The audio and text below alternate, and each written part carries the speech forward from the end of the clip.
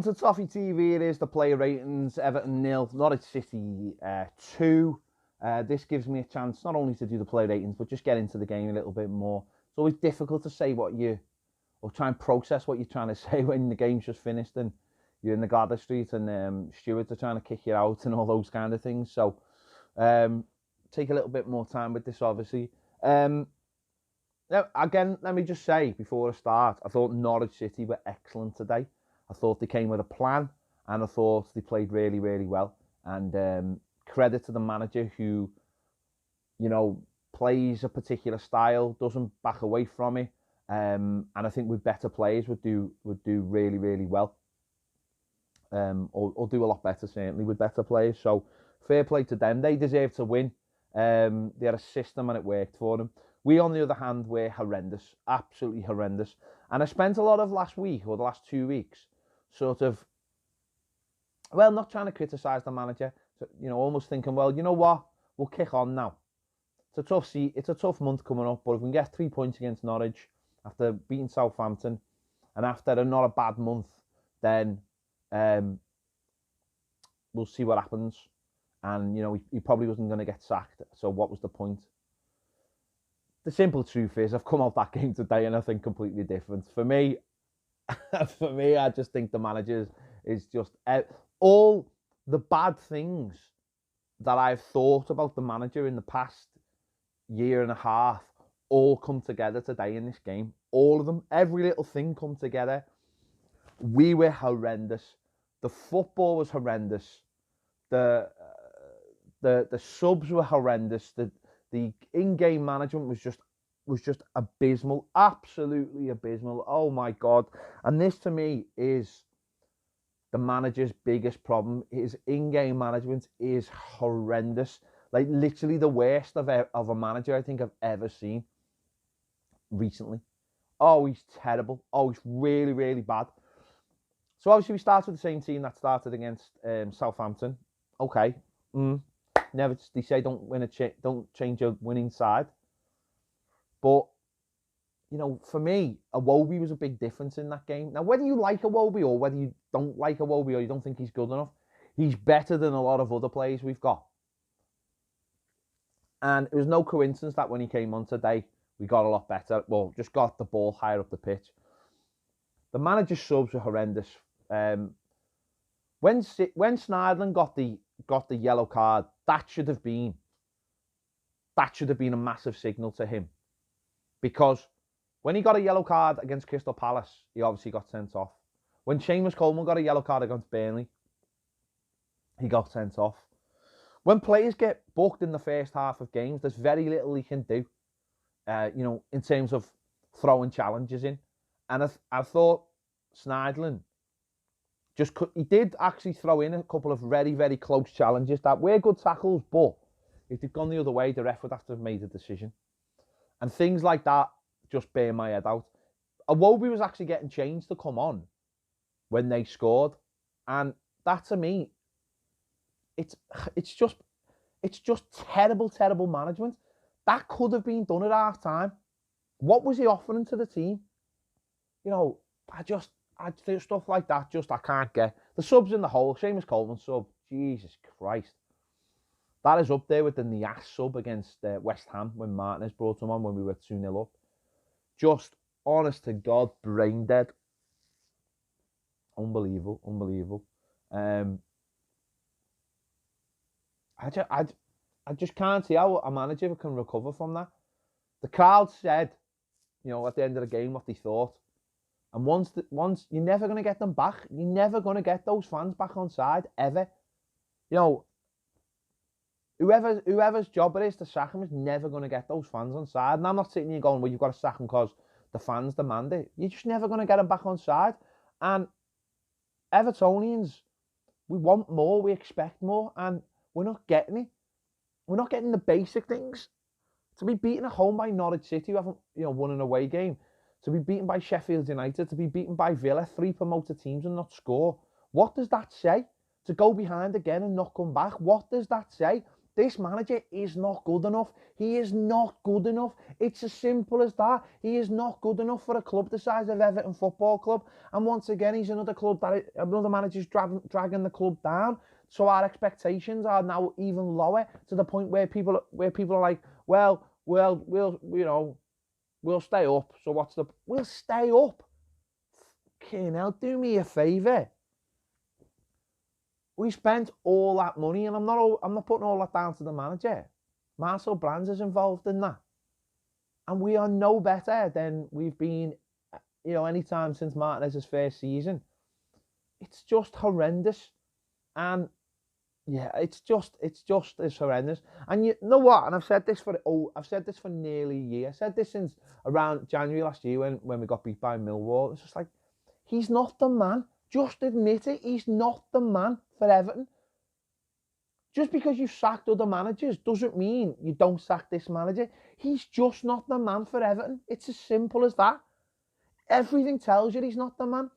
His body language, the way he talks to the press, the way he talks to his own fans, the way he sets up teams, the way he manages during the game. He's not the man. It's simple as that. Just admit it and let's get on with the rest of our lives and let him get on the rest of his life. It's not going to change. There's no magic secret to it. There's no, when these players come back, he's just not the man. Just get on with it.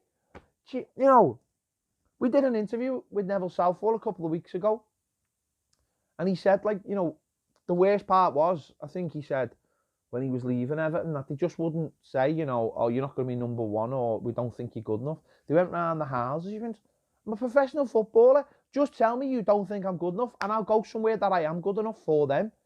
And that's the way it should be in football. The reason we keep having to sack managers is because we don't appoint good ones. That's the top and bottom of it. That is absolutely the top and bottom of it.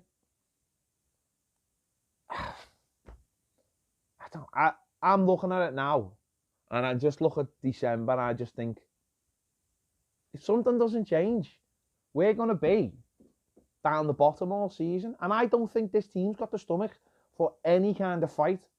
I looked at them today, half of them don't give a fuck. Half of them couldn't care less.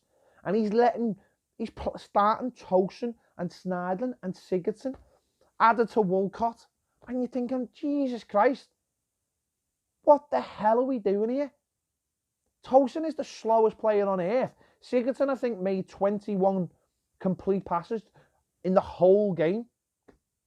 Jeez, and we're asking for the team to be pacey and powerful. Do me a favour. Right, let's get into the player ratings. Jordan Pickford. Do you know what? Jordan Pickford, I'll give him an 8.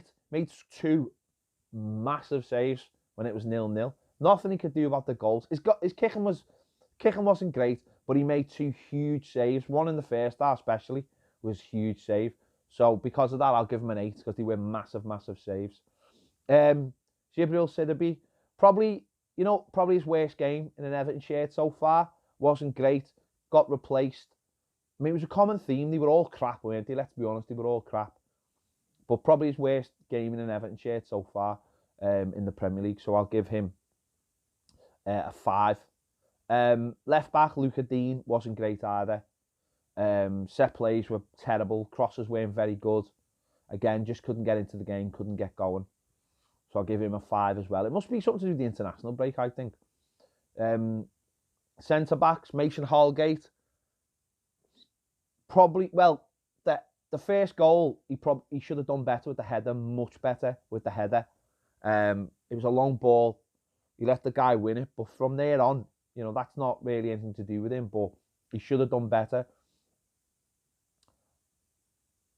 Also, he seemed to have trouble being on the left-hand side today. He was on the left-hand side and he had real trouble. Every time the ball fell to his left foot. And you're thinking, well, if that's the case, if you're a young player and you're trying to build the confidence, why are you sticking him on his wrong foot? You've got a player playing next to him who's got more experience, an international player playing the World Cup. Stick him on the left-hand side. Holgate's kicking was erratic a lot of the time, and I think that's just, again, continued. So I give him a 5. Yerry Mina, a little bit better. Not a lot better, but just a little bit better. So I'll give him a 6. Tried to get things going from the back. Couldn't really do anything, so I'll give him a 6. Into midfield, Morgan Snyderland got the booking for, was a handball. He was all right doing the job he was supposed to do, but that was limited by the fact that he had that booking and couldn't really do it. Should have gone off at half time, because it's pointless having someone like Morgan Snyderland on the pitch on a booking. It's pointless. Again, terrible in-game management. Terrible. Jesus. Can't get over how bad that was. So I'll give him a 5.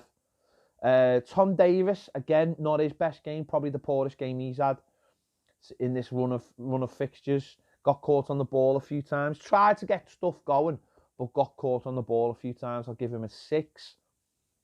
Gylfi Sigurdsson was terrible. Absolutely terrible. Terrible. Had a couple of shots on goal, but didn't do anything.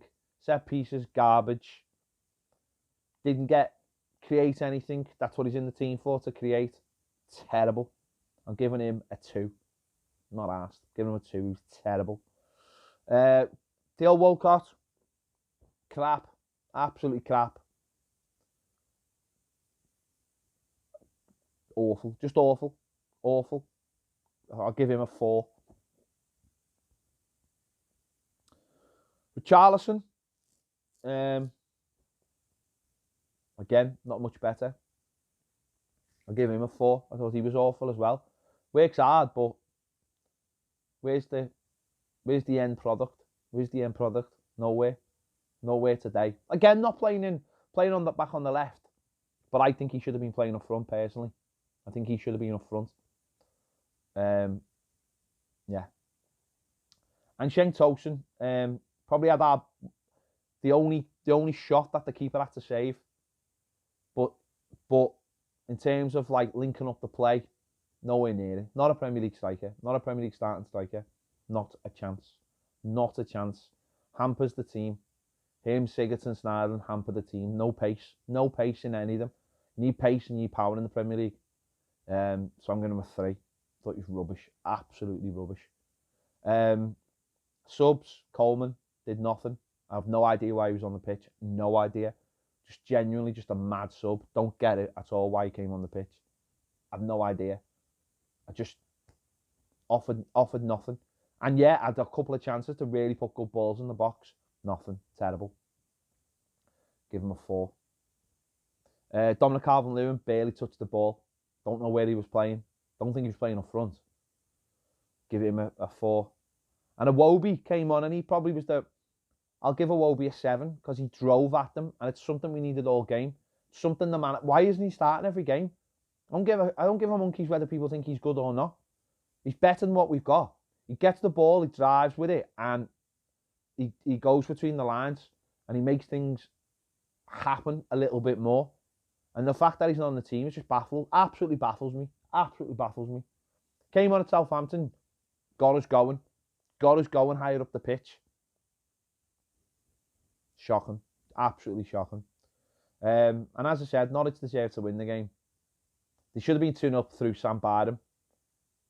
The amount of times they got one-on-ones, we were just shocking, honestly. And all the things combined today to just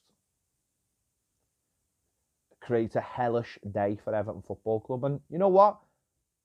We're in the shit.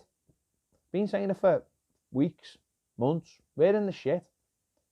Got no leaders in the team. Why Sigurdsson captain? Do me a favour. Do me a favour. No leaders on that pitch at all. And the subs baffling. Absolutely baffling. Do you know what? With 10 minutes, we could have just brought Dominic Calvert-Lewin on and said, right, let's see what happens now. Give it 10 minutes and then we've got one more sub. One more sub with 10 minutes to go. Moise Keane. Just score a couple for the under-21s. Let's just see. Put him up front. Let's just see. No. No. Mad. Baffles me. And this manager isn't the manager to take Everton forward. Absolutely. We're not even treading water. We're going backwards. If we were treading water, then I'd be like, yeah, okay. Treading water. Yeah, okay. Let's get to the summer. Blah, blah, blah. We're going backwards. Going backwards. Just absolutely pathetic performance. Pathetic. Players are awful. and then the manager just sets them up. Football's terrible. Can't go on. Where are the standards of Everton Football Club? Where are the standards? This can't go on. We'll have to wait and see whether it does go on. I don't know. I'm at a loss because I just haven't got a clue. We're just doing all the same things again and again. And no one seems to be taking responsibility. I don't know who's leading the club. I don't know who's in charge of it. Brands, Mashiri, Kenwright, Baxendale. Too many chiefs. And no one taking responsibility for what's going on at Everton Football Club. Starts at the top and comes all the way down. The structure's just impossible. Bill, Brands, he's in charge of the academy, and yet David Unsworth is the under-23s manager, and he's got some other role. Who's in charge? Who's in charge? What is the structure of this football club? Because at the moment, it just seems to be all over the place, and you can see it because it ends up on the pitch. And I've had enough of biting my lip. And as I said, I don't want to sack managers. I don't like sacking managers. Does nothing for me. Does nothing for my stress levels. Does nothing for my sleeping patterns. I hate it. Hate being in the bottom half of the table. Hate looking over my shoulder. Hate it. But until we employ a good manager, this is just going to keep continuing at the club. We just employ nearly men. That's all it is. Nearly men, or the next big thing, or someone who's up and coming, and it's got to change. It's got to change. We need a winner. We need a winner's mentality. And until we do that, nothing's going to change at Everton Football Club. And we're going into a very important time in our history now, in preparation for a new stadium and all that kind of thing. We need some stability. And the club have got to find that. And the next couple of days are huge for them to see what they do. We'll have to wait and see.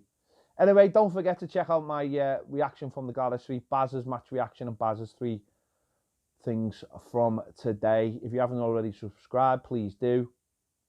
Click the bell for alerts so you know exactly when the videos come out. And if you want more videos, join us over on Patreon, including live shows and also live phone-in as well, which is something we're bringing to the channel. There you go. The link is in the description. I'll see you later.